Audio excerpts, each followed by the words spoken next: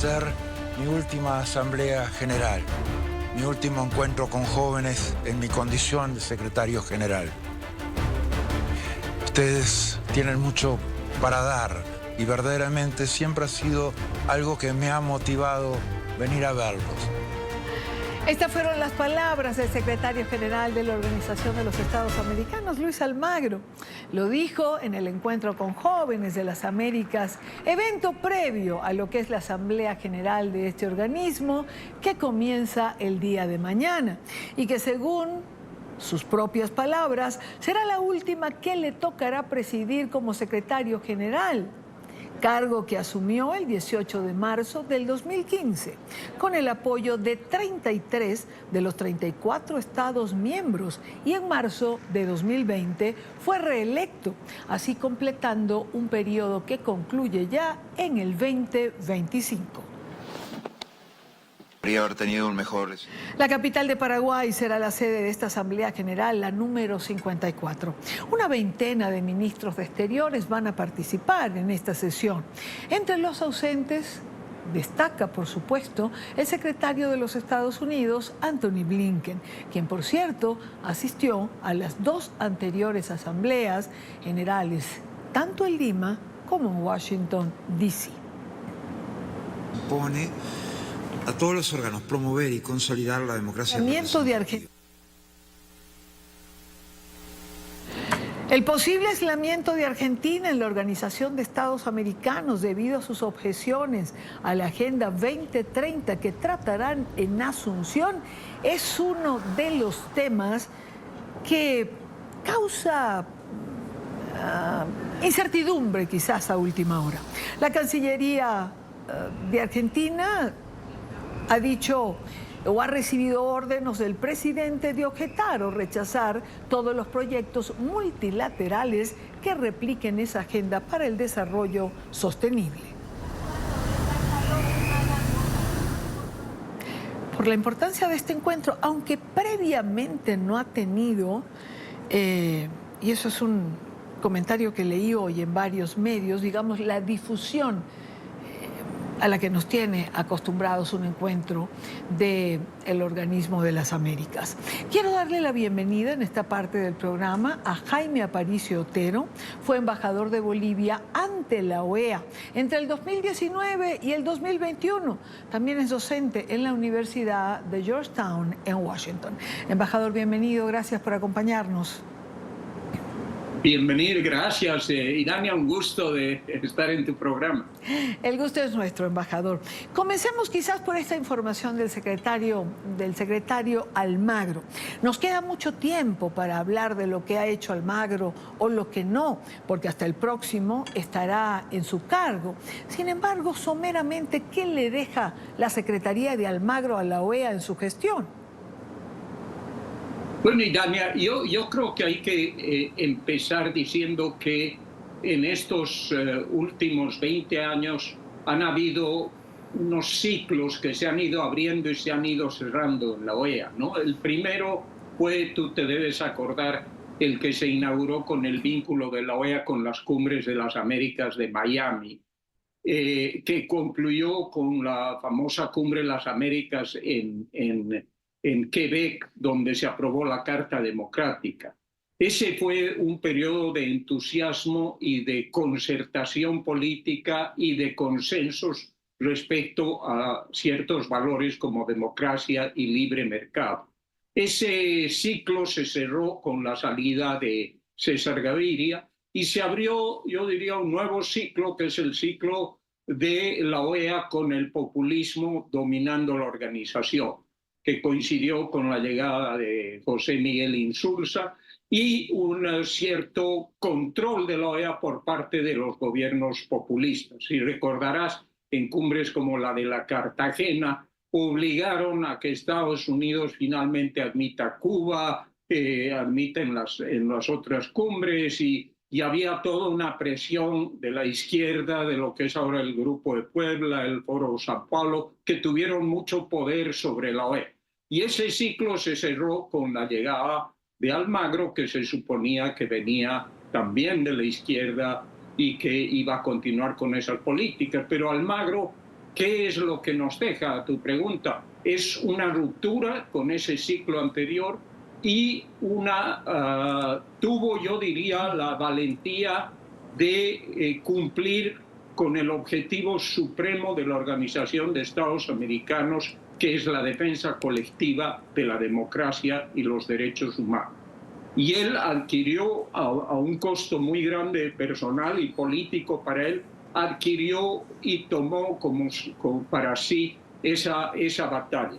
Se enfrentó a las dictaduras de Venezuela, a la de Cuba, a la de Nicaragua, se enfrentó al fraude electoral de Evo Morales y bueno, en ese sentido Almagro cumplió con el rol que se creó para la OEA. Lamentablemente le ha tocado un periodo de gran fragmentación, de odios políticos muy grandes, de dominación de los aspectos ideológicos, y en ese sentido el resultado no ha sido el mejor que podíamos esperar.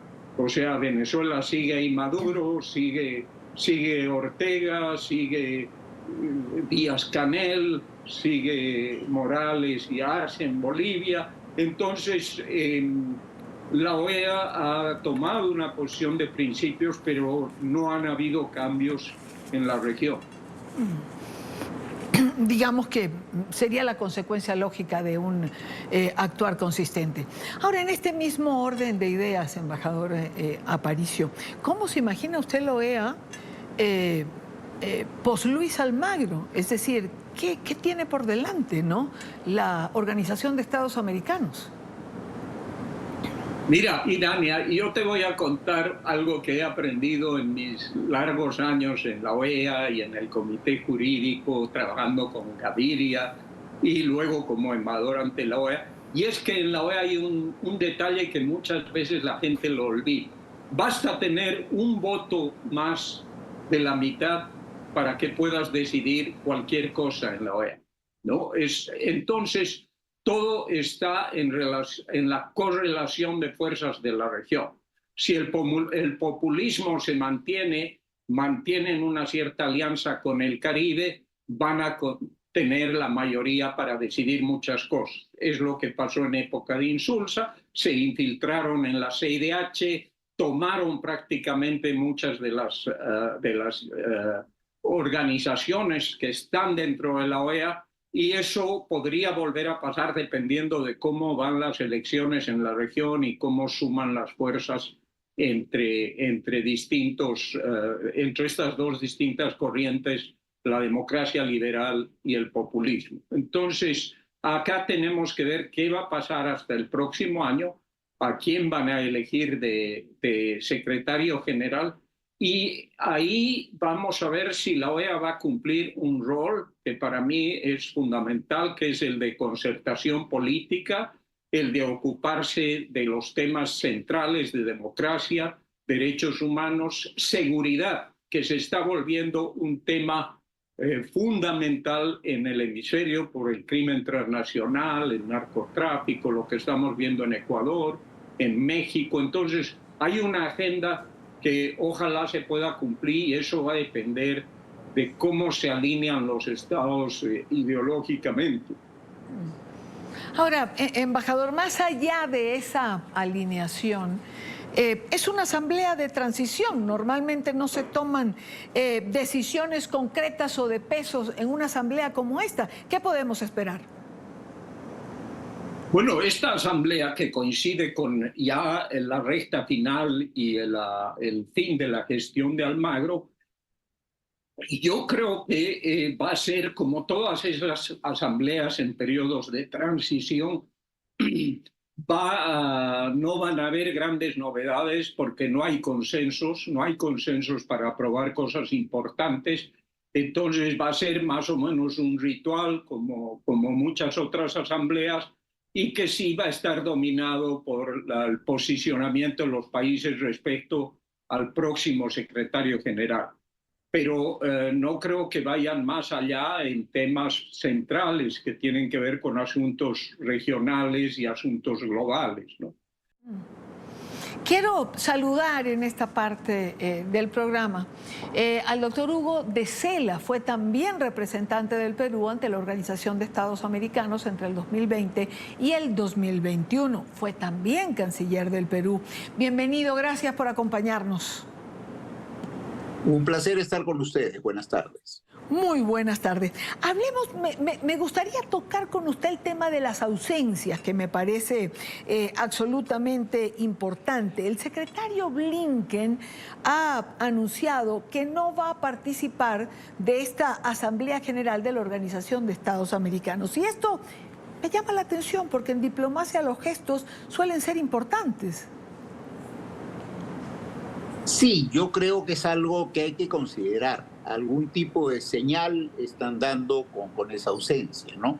Espero que no sea una señal negativa, espero que esto no disminuya el compromiso de Estados Unidos con la organización, pero obviamente hubiera sido deseable que el secretario Blinken asista. Por supuesto, por el peso que tiene y por lo que comentaba en la pregunta anterior, señor de Sela, porque en diplomacia los gestos tienen normalmente un significado. Efectivamente, la diplomacia es mucho de gestos, es mucho, a veces incluso de silencios. El silencio a veces dice mucho. Aunque fíjese, canciller, me están diciendo, me confirman, que no va a estar el secretario Blinken, pero sí va a estar en presencia el secretario Nichols, Brian Nichols.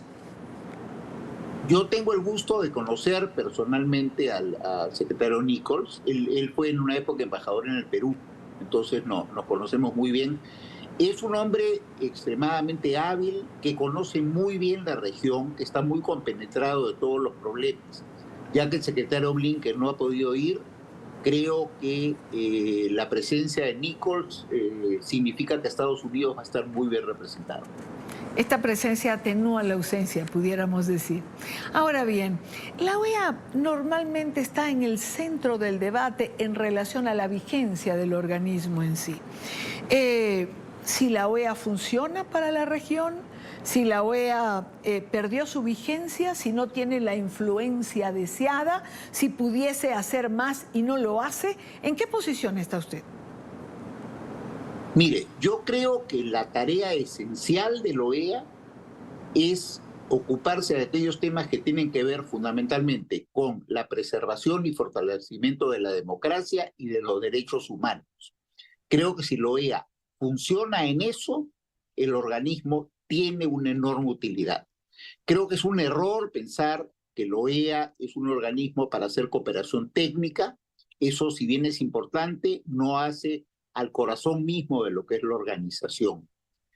Y lo que se necesita en la organización, que ha disminuido bastante, es un nivel de diálogo mucho mayor, un nivel de diálogo que permita, a pesar de las diferencias ideológicas que hay en la región, encontrar consensos mínimos para avanzar fundamentalmente, como digo, en democracia y en derechos humanos.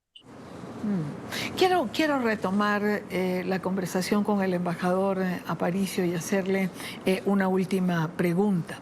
Y dado que esta asamblea que comienza mañana, si bien no va a contar con la presencia de Venezuela, como no ha estado en los últimos 2 años, es un tema que pareciera que va a estar presente.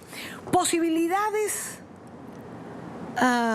concretas de que pueda producirse algún tipo de pronunciamiento en relación a la transparencia del proceso o a las garantías para la oposición el próximo 28 de julio, embajador Aparicio. Eso sería lo ideal. Lo ideal sería que haya una posición firme. Pero yo veo que hay mucha gente que no está dispuesta a ir a fondo en este tema. Y lo lógico es que haya una posición colectiva, unánime, coherente con los principios de la OEA para que Maduro sepa que va a haber realmente una reacción si esta vez él utiliza los únicos 2 caminos que le quedan para quedarse en el poder. Tú y yo sabemos, y creo los latinoamericanos saben, que Maduro no va a ganar una elección libre. Eso es evidente. Entonces le queda el fraude electoral, le queda a actitudes de último momento que tengan que ver con cosas que al final sean cortinas de humo, pero se ve muy difícil que Maduro quiera dejar el poder.